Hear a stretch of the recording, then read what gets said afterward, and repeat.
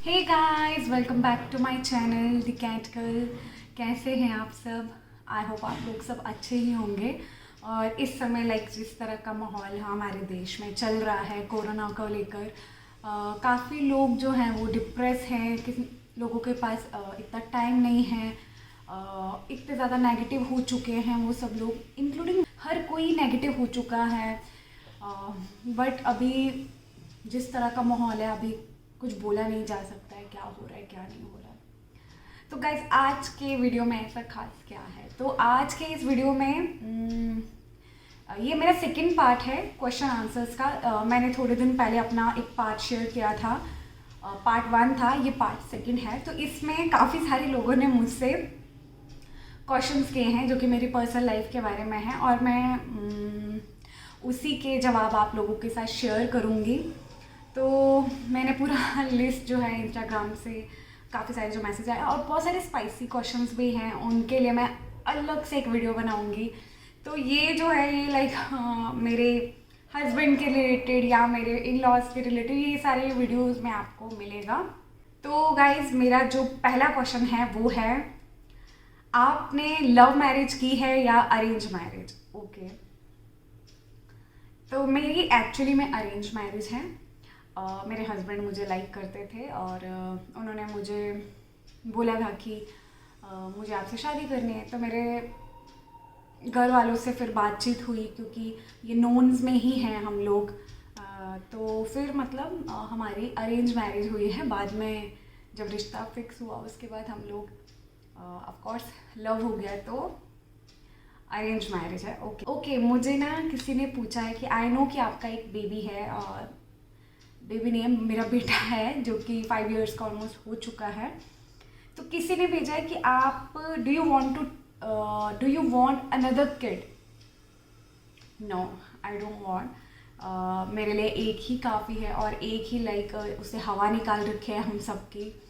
और मुझे नहीं लगता कि दूसरा बच्चा करना मुझे, क्योंकि विराट के बाद मैं काफ़ी ज़्यादा सबको मालूम है कि काफ़ी ज़्यादा मोटी हो गई थी मैं, और उसके बाद बहुत स्ट्रगल किया मैंने अपने वेट को लेकर। और मैं इस तरह का अब कोई रिस्क लेना नहीं चाहती। मेरे लिए एक ही काफ़ी है, जो भी है सब कुछ उसी का है। तो दूसरा बच्चा करने का कोई मतलब नहीं है, एंड मैं कोई चांस लेना नहीं चाहती हूँ। Okay, next question is, are you stay with, अच्छा, किसी ने मुझसे पूछा है कि क्या आप अपने इन लॉज के साथ रहते हैं? नहीं, मैं अपने इन लॉज के साथ नहीं रहती हूँ। मेरे इन लॉज मुंबई में रहते हैं, उनका वहाँ पे घर है, मेरा यहाँ पे घर। मैं यहाँ पे क्यों शिफ्ट हुई, इसका एक रीज़न है। मेरे हस्बैंड पहले मुंबई में ही काम करते थे, लेकिन उनका ट्रांसफ़र पूना हुआ है। तो फिर पूना में हम लोग शिफ्ट हुए, हम तीनों, मैं, मेरे हस्बैंड और मेरा बेटा। लेकिन जो मेरे इन लॉज हैं वो आते हैं हमारे यहाँ पे, मैं उनके घर पे जाती हूँ। तो कोई किसी तरह का कोई हम लोगों को है नहीं, क्योंकि वो वहाँ पे भी हमारा घर है, यहाँ पे भी उनका घर है, तो हम सब एक ही हैं। तो यस, मैं उनके साथ नहीं रहती, लेकिन जब भी हम साथ में टाइम बिताते हैं तो बहुत अच्छा टाइम स्पेंड करते हैं। ओके, नेक्स्ट क्वेश्चन है, आप कश्मीर में कितने साल रहे थे और आपका एक्सपीरियंस क्या है? इससे पहले ही एक वीडियो आ जाएगा जिसमें मैंने अपने कश्मीर की स्टोरी बताई है। बहुत छोटी स्टोरी है, लेकिन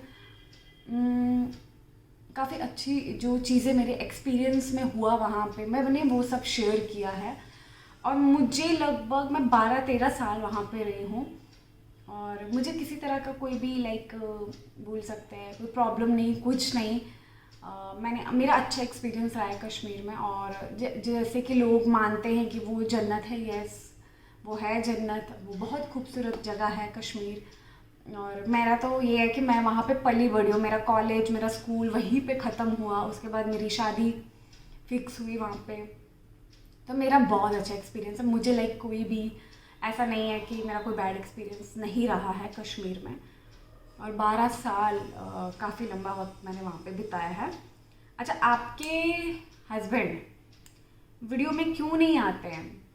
यस, मेरी भी उनसे यही शिकायत है कि आप मेरे वीडियोस में क्यों नहीं आते, क्योंकि ऐसा है कि वो थोड़े शर्माते हैं वीडियोस में आने, लेकिन मैं कभी ना कभी ट्राई करती हूँ उनको कैप्चर करने के लिए कि आप मेरे मैं उनको कई बार बोली हूँ कि आप मेरे साथ वीडियोस बनाओ, हम लोग वीडियोस बनाएंगे ना। उनका वैसा है कि नहीं, मेरे को कोई इंटरेस्ट नहीं है, मुझे मेरे काम की तरफ ध्यान देना है, और वो बिज़ी रहते हैं अपने काम को लेकर, तो इस वजह से वो नहीं आ पाते मेरे वीडियोस में। लेकिन मैं ज़रूर इन फ्यूचर ट्राई करूँगी कि उनके साथ मैं वीडियोस शेयर करूँ। ओके, नेक्स्ट क्वेश्चन है, मैरिज के बाद स्ट्रगल किया क्या आपने, बिकॉज आपकी इंटरकास्ट मैरिज है। यस, मैंने काफ़ी वीडियोस में बताया कि जो मेरे हस्बैंड हैं वो गुजराती हैं, मैं एक पंजाबी हूँ। जिसको बोलते हैं स्ट्रगल करना, वो हर एक मैरिज में स्ट्रगल होता ही है। मेरा थोड़ा मैं जिस माहौल से पली बड़ी हूँ, या मैं जिस माहौल में पली बड़ी थी, और मेरा एकदम से चेंज हुआ यहाँ पे आके, मेरा फैमिली, मेरे इन लॉज, थोड़ा टाइम लगा मुझे एडजस्ट, थोड़ा नहीं एक्चुअली मैं काफ़ी टाइम लगा मुझे एडजस्ट होने में। लेकिन फिर बोलते हैं ना, जब गाड़ी ट्रैक पे आती है तो फिर एकदम अच्छे से आ जाती है, फिर कोई प्रॉब्लम नहीं रहता है। मेरा ना एक ये रहता है, प्रॉब्लम रहता है कि मुझे कुछ समझ में नहीं आ रहा कि करना क्या है, क्योंकि मेरी जब शादी हुई थी, मैं इनफैक्ट बच्ची ही थी, तो नहीं समझ में आ रही थी चीज़ें कैसे हैंडल करनी चाहिए, म्यूचुअली कैसे हैंडल करना, वो सब चीज़ें नहीं समझ में आ रहा था। लेकिन बाद में जैसे जैसे विराट हुआ, या फिर हम लोग अपने एक्सपीरियंस के साथ फिर काफ़ी सारी चेंजेस आए। तो ज़रूरी नहीं होता कि वो बोलते हैं ना स्मूथ ज़िंदगी वैसी नहीं होती है, हर किसी की लाइफ में स्ट्रगल होता है, तो मेरे भी लाइफ में स्ट्रगल, और वो स्ट्रगल आज मेरे लिए बहुत अच्छी चीज़ बनकर आई, क्योंकि मैंने अपने आप को काफ़ी चेंज किया। हर किसी के लिए जो मैं गलत, मेरे हमेशा पॉइंट ऑफ व्यू लोगों को लेकर हमेशा गलत रहते थे, लेकिन काफ़ी फिर चेंजेस आया, और मैं खुश हूँ इन सारी चीज़ों के ऊपर। मुझे अभी कोई प्रॉब्लम किसी से भी नहीं है। अच्छा, आप लाइफ में क्या बनना चाहती थी? यस, ये अच्छा क्वेश्चन था। मैं मेरी लाइफ में नेवी ज्वाइन करना चाहती थी, मेरा ड्रीम था मैं नेवी ज्वाइन करूं, बट मैंने ट्राई भी कर लिया था, फॉर्म वगैरह भरा था मैंने, लेकिन किस्मत में ही नहीं था नेवी ज्वाइन करना। और उसके बाद फिर मैं टीचिंग लाइन में चली गई, मैं टीचर बनी। उसके बाद यही सब चल रहा था, बट मेरा जो मेन मकसद था वो यही था कि मैं नेवी ज्वाइन करूं और अपने देश के लिए कुछ करूं, लेकिन ऐसा कुछ हुआ ही नहीं, अनफॉर्चुनेटली, बैड लक मेरा। लेकिन अगर मेरा बेटा चाहेगा तो मैं ज़रूर उसको अपने देश के लिए कुछ करने के लिए उसके मन में ऐसी जागरूकता रखूँगी कि आपको हमारे देश के लिए कुछ करना है। नौकरी वोकरी तो सब करते हैं, बिजनेस वगैरह सब करते हैं, लेकिन जो अपने देश के लिए करता है वो बहुत कम लोग होते हैं। ओके, नेक्स्ट क्वेश्चन है, क्या आपके हस्बैंड घर के काम में आपकी हेल्प करते हैं? यस, एक्चुअली मैं बहुत कम घर का काम करती हूँ, लेकिन मेरे हस्बैंड ही हैं जो पूरा हैंडल करते हैं मेरी। उनके हिसाब से ही घर रहना चाहिए, उनको साफ़ सफाई पसंद है, उनको सब टाइम टू टाइम सारी चीज़ें, डिसिप्लिन जो होता है वो पसंद है। तो अगर मुझसे नहीं हो पाता, कई बार अगर मैं नहीं ठीक हूँ तो वो कर लेते हैं, मुझे को किसी भी तरह का कोई प्रॉब्लम नहीं है मेरे यहाँ पे घर पे। और हाँ, कुछ लोग उनको बोलते हैं कि अरे आप तो ऐसे मेल हो तो क्यों करते हो, लेकिन नहीं, उनके घर वालों ने ऐसी परवरिश दी है कि उन्हें घर का काम करने में हाथ बटाना चाहिए, तो इसमें कोई शर्म नहीं है। तो यस, वो मेरी हेल्प करते हैं घर का काम करने में। ओके, नेक्स्ट क्वेश्चन है, क्या आपके ब्रदर सिंगल हैं? यस, सिंगल हैं अभी, उनको रिश्ते वगैरह आ रहे हैं, बट देखते हैं, जहाँ पे वो बोलेगा हम वहीं पे उसका शादी करेंगे।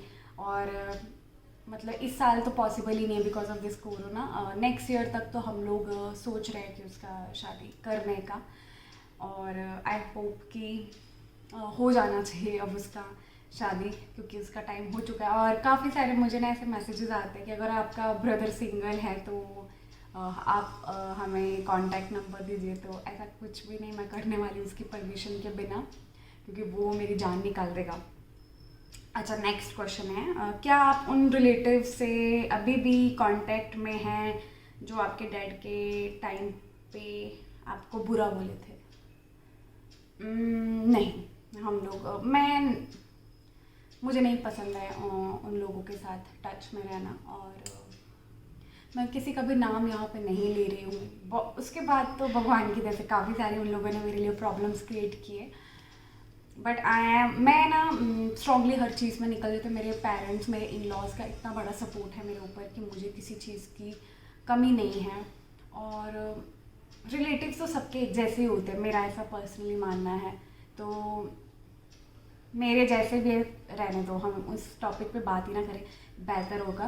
तो बस इतना है कि मैं उनसे किसी तरह का कांटेक्ट में नहीं हूँ, मेरी मदर कांटेक्ट में नहीं है, इवन मेरी बहन, हम लोग नहीं हैं कांटेक्ट में, और रखना भी नहीं चाहते उन लोगों के साथ कोई contact. Okay, next question is life का सबसे बैड टाइम। बहुत सारे हैं ऐसे तो जब बैड टाइम लाइफ में आया, और सबसे बड़ा शॉकिंग, मैंने ऑलरेडी अपने वीडियोस में कई बार आप लोगों को बताया कि अनएक्सपेक्टेड जो चीज़ें हम लोग के साथ हुई जब हमारे डैड हमें छोड़कर चले गए, वो बैड टाइम था हमारे लिए, बहुत ज़्यादा बैड, बुरा वक्त। आज भी हम मिस करते हैं हमारे पापा को, लेकिन उसके बाद से बैड ही होता गया। कुछ भी नॉर्मल, पापा के जाने के बाद कुछ भी नॉर्मल नहीं हुआ। लोगों ने ताने कसना शुरू कर दिया, या फिर कमेंट पास करना शुरू कर दिया। मतलब इतनी चिंदी चीज़ें लोगों ने की हम लोगों के साथ। तो बैड यही होता है कि अगर आपके फादर हैं, उनका हाथ है ना आपके ऊपर, तो कोई दुनिया आपकी कुछ नहीं कर सकती। आपका एक बाल तक नहीं तोड़ सकती। जब लोगों को मालूम है कि इनके ऊपर एक बड़ा सपोर्ट नहीं है और ये कुछ नहीं कर सकते अपनी लाइफ में अब, तो वो इस तरह की हरकतें करते हैं। बहुत सारी ऐसी चीज़ें वो लोग।